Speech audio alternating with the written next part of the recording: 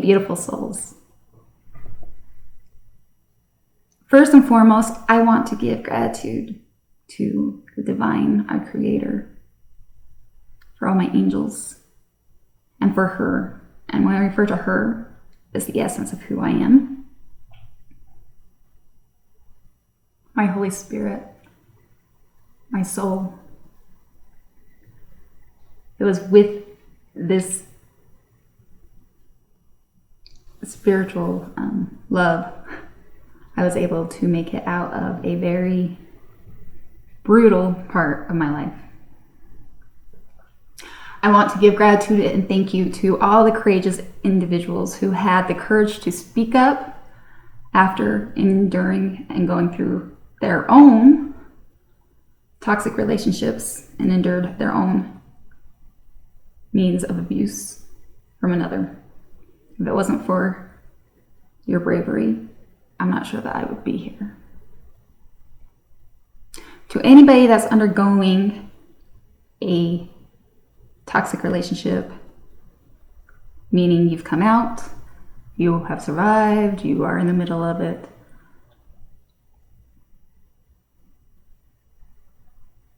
we have to keep a faith that it's all for something. For myself personally, I underwent a covert abuse. The attack was on my mentality, my spirituality, and I was 100% manipulated through my emotions.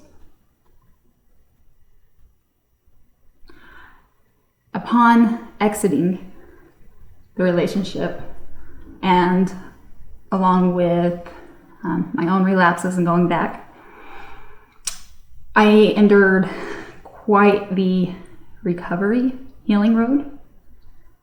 Many times I was very angry with spirit because I was not allowed to forget about the mass brutality of the betrayal. Time after time I was reminded of the wounds. Time after time I was asked to go back and revisit. There was literally times I would scream at spirit and be like, I get it. I was done wrong. What else do you want from me? Why can I not transmute this? Why won't you let me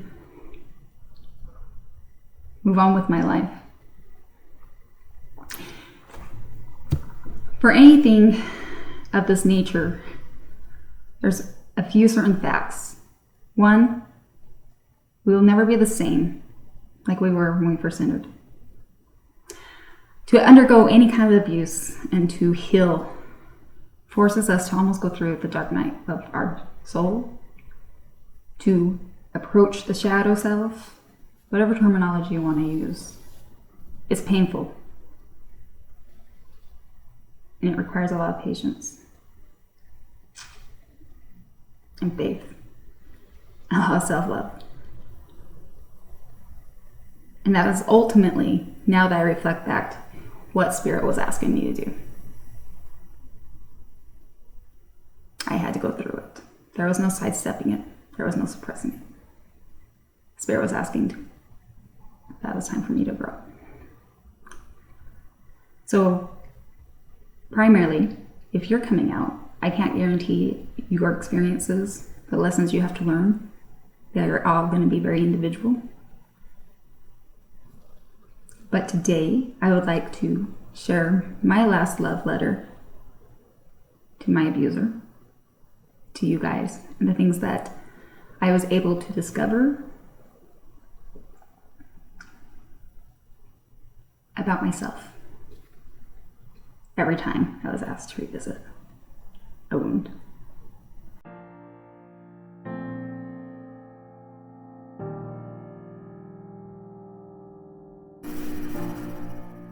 Dearest you, I thought you were the love of my life, and definitely I convinced myself we would and were meant to be together forever. However, the new light and clarity that has been bestowed, we both can see, literally, this rationality is the furthest from the truth. A concept you understand better than most. There is something to be deemed about honesty and integrity. Either somehow or some way, the truth will find its way. As every inkling of exposed truth, and much that is still unknown, reveled to the surface, the more I found myself in the revel of dismay.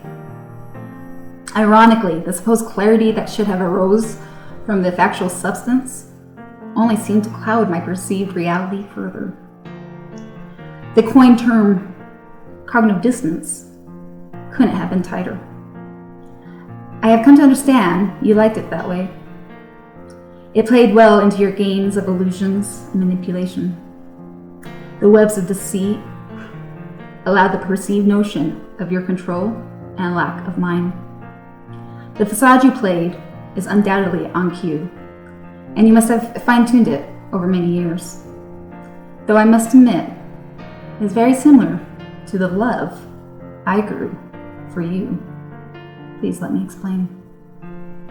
See, the love that I held for you was also a facade, or that close to a fictional romance novel, but of a character that never existed. Grasping the reality of what was called love was nothing more than an illusion on both sides of this equation. Neither one of us loved one another. Your concept of I love you stemmed for your thirst of selfish obtainment, and mine was fueled for a mirage that could have never been conceivable.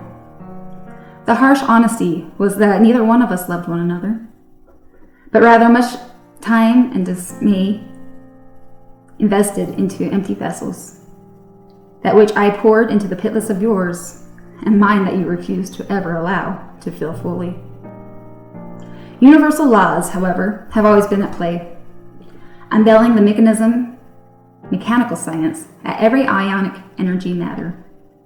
Debunking the mystery of this equation required a massive amount of strength, commitment, education, discernment, and above all else, self-love. It caused much turmoil and grief. The need to expel shame and guilt acted as torment, and my unrequited desire for clarity demanded concentration to reach beyond the murky, muddy water that I resided in. I hated you every second of the day. I sat to solve such a complex problem by myself. Today, however, I write you my final love letter, and can say with certainty this time, it is the most genuine and maybe the first and last piece of love you'll receive from me. With our love was a false pretense. I want to articulate the newfound love and gratitude I have discovered from witnessing and enduring that of our relationship. First and foremost, I would like to express my gratitude for helping reveal all the gaps within my soul. You mastered to find every single break or absence that I failed my whole life to acknowledge and fill. These are the holes that I discounted my worth, value, or capabilities of myself. I am not sure I would have ever found these crevices should you not have entered my life. Though it has been a painful process of identifying these long-term wounds, with your help, I can no longer ignore them. In facing what I once deemed inadequate and attempted to oppress poorly, I have now found a greater appreciation and admiration for the glory in every increment that makes me complete.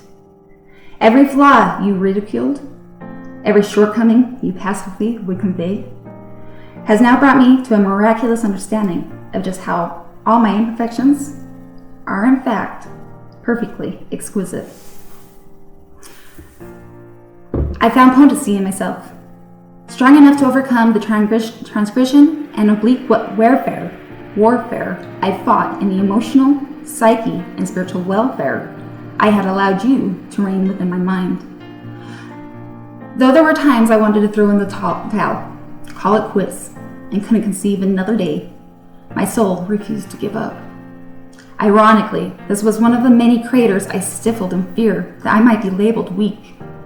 However, it was in this battle that was not only excruciating, painful, and frightening. I witnessed how each layer only proved to reveal how courageous and strong I genuinely am. Such a process forced me to not only level up, but to show up for myself. I reveled in this concept to fully comprehend what that concept might entail. I contemplated in this aspect until a familiar understanding of empathy swelled within me. The answer seemed so obvious and even simpler. I related to this to the care and compassion I had given to others, my son, my family, my friends, and maybe most profoundly, that which I devoted to you, my ex-lover. It profoundly shook me to the bone marrow that resides within me. My love may have never been enough for you.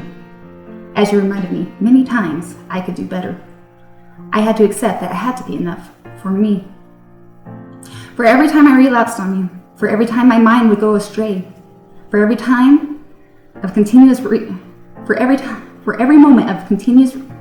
refocus to rewire and bridge the gaps of my cognitive dissonance, I had to remind myself of the same patience and kindness I had bestowed to you.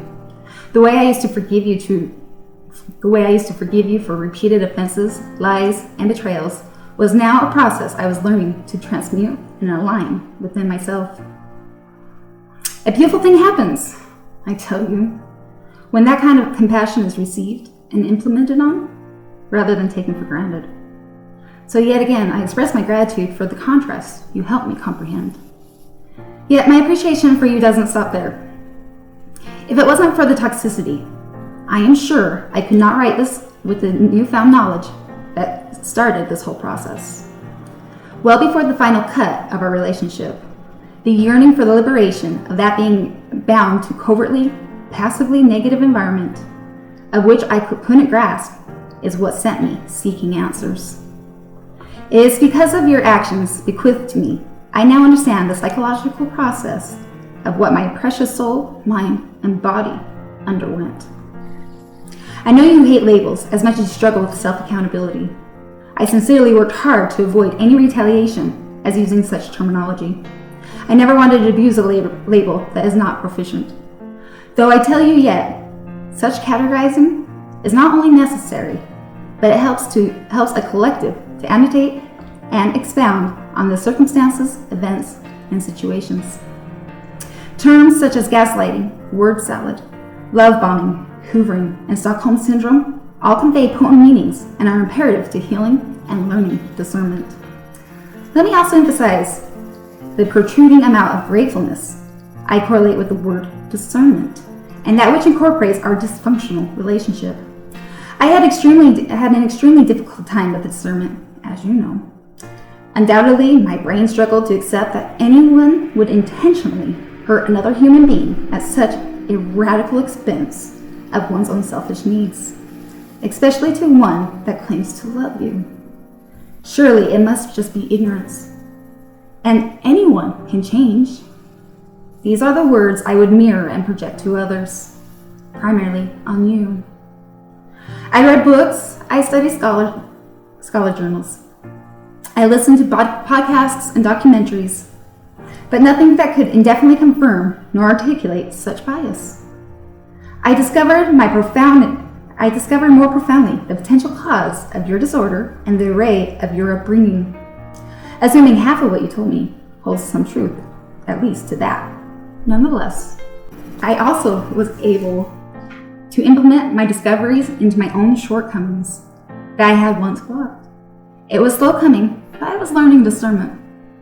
Something happened somewhere between the studies, confusion, CPTSD, tears, and practicing of self-love. A ray of light cut through all the shit. Dots connected. Clarity became super fixed, and that word discernment took on a deep-seated notation. Oh, my ex. May I exclaim the next following events? One day, as I'm pondering this concept of intentional cruelty to another within a personal relationship, I kept tossing the thought, it feels like I'm at war. But surely it's not that of psychological and not mass brutality, or is it? Then my line of thinking sprouts to that of the NPD. Its association with maladaptive and erratic thinking and behavior. It's engraved within the personality of itself and not just one aspect of itself. And the light bulb comes on. Why is this so profound, you may ask? After all, it's one of the first things you learn when digging into psychology of the disorder. But let me tell you, honey, it was at this moment I understood every betrayal, every manipulation tactic, and insult was all intentional. Maybe I should have thought that the day you admitted that you weren't sorry for your actions, but rather that you got caught. But disregard that. That only demonstrates just how much poison was running through my veins during that point in time. You are smart, conniving, and sick, but today I will show my gratitude for it. Because if it weren't for your disturbing tactics, I would have never learned the full correlation of how discernment is integrated within my own roots of intuition and the beautiful cornerstone to all that is within me. Baby, if it wasn't for you, I may have never breached any of these gaps. For it was within each of these voids I discovered the raw authenticity of my beautiful soul, and no longer feared what I thought was so horrendous once upon a time. I give thanks to the newfound strength, commitment, education, discernment, and above all else, self-love, and the roots that reach deep into my truth. The clarity that once was plagued with murky, muddy water proved, like the laws of nature, like that of the lotus, I too not only will, but have bloomed.